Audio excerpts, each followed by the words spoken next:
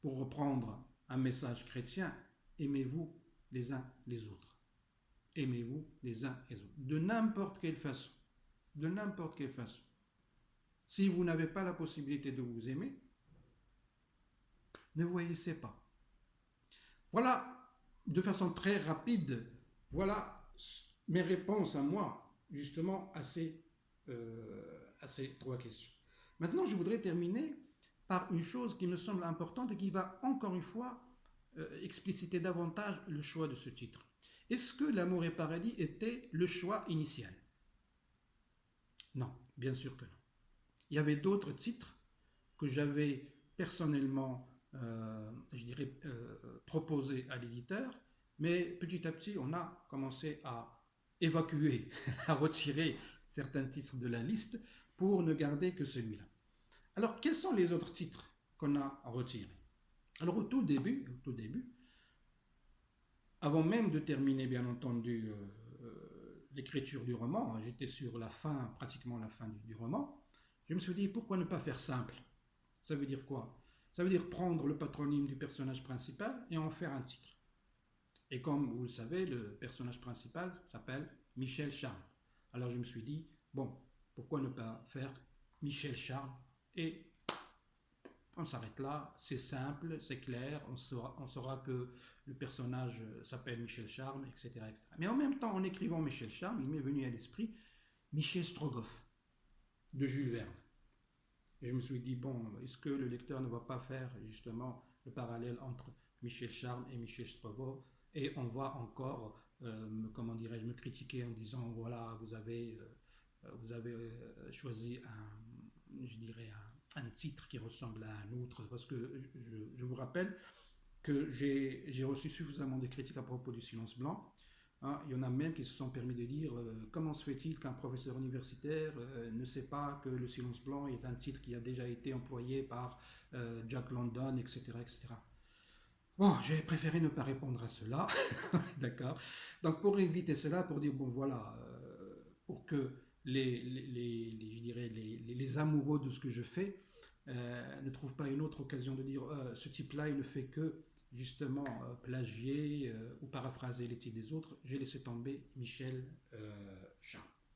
Je me suis dit en même temps, puisque Michel Charme a vécu longtemps à Tanger, et puisque Michel Charme a assimilé la culture tangéroise à tel point que certains tangérois l'appellent le français de Tanger ou bien Michel le Tanjaoui, pas le tangérois, le Tanjaoui, je me suis dit pourquoi justement ne pas simplement faire Michel Charme le Tangérois ou Michel Charme le Tanjaoui ou bien le français de Tanger. Je me suis arrêté sur le français de Tanger, je me dit tiens ça peut être un bon titre, le français de Tanger. Quelques jours plus tard, vous savez, quand on choisit quelque chose, quand on est dans le bain de l'écriture, ça tourne, ça tourne, ça tourne, ça tourne, ça tourne, ça n'arrête pas de tourner. Et le titre est resté en moi, je ne sais pas, il y avait une certaine insatisfaction au fond de moi en disant le français de Tanger, ça fait carte postale. Hein, ça fait plus marketing que littéraire. Pourquoi? Parce qu'il y a déjà le mot Tanger dans le titre, et vous le savez aussi bien que moi que maintenant le mot Tanger est devenu un fond de commerce de tout le monde. Hein. Tout le monde utilise Tanger dans les titres, donc je me suis dit, non, vaut mieux choisir autre chose. Donc j'ai retiré le français de Tanger. Et il fallait bien, parce que j'avais déjà terminé le roman, il fallait bien envoyer le manuscrit à l'éditeur, il fallait bien trouver un titre. J'ai encore une fois relu, bien entendu, le manuscrit, et à la lecture, je me suis dit, bon, quels sont les thèmes qui reviennent le plus dans ce livre? Quels sont les thèmes qui reviennent le plus dans ce livre? Vous l'avez sûrement remarqué vous aussi. C'est la vie et la mort. La vie et la mort. Donc je me suis dit, il faut que je choisisse un titre où le mot vie et mort, ou à la rigueur le verbe mourir et vivre, soit dans le titre.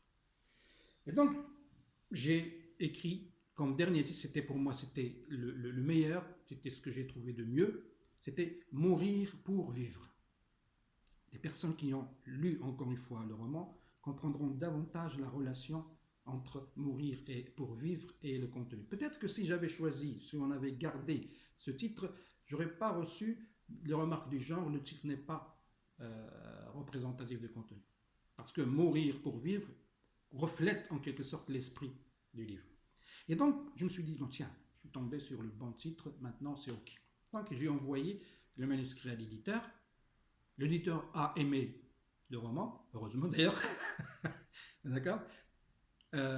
Mais il a titillé un petit peu à propos du titre. Il a dit, bon, on préfère un titre qui ne soit pas aussi sombre, aussi noir. Mourir pour vivre, il faut choisir quelque chose d'autre.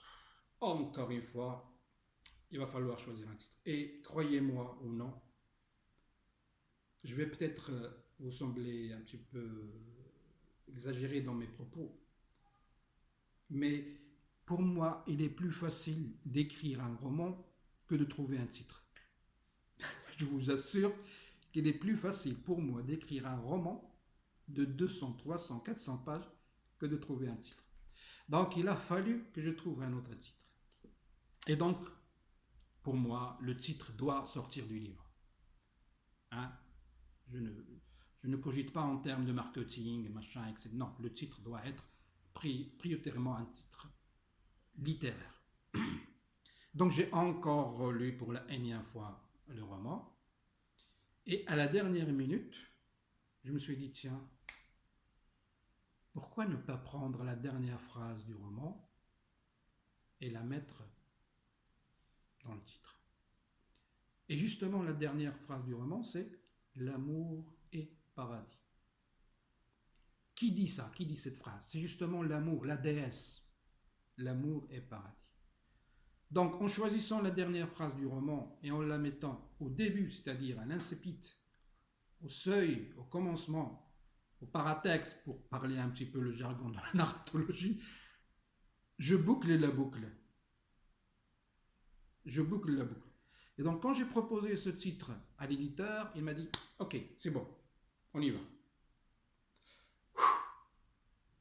Je vous assure, j'ai fait un « Enfin ». Alors maintenant, le titre a été choisi, il est là. Bien entendu, ça ne va pas plaire à tout le monde, mais j'essaie dans cette vidéo simplement de vous faire comprendre que même le choix d'un titre n'est pas aussi évident que ça. Parfois, on réussit, parfois c'est d'un seul coup, mais parfois il faut des années, des mois, des années pour trouver le bon titre. Mais encore une fois, et je terminerai là-dessus, vous savez, le titre, aussi beau soit-il, aussi réussi soit-il, n'est que le seuil d'une maison. Ça ne sert à rien d'avoir le seuil d'une maison propre, clinquant, mais la maison à l'intérieur est très sale. Vous voyez ce que je veux dire?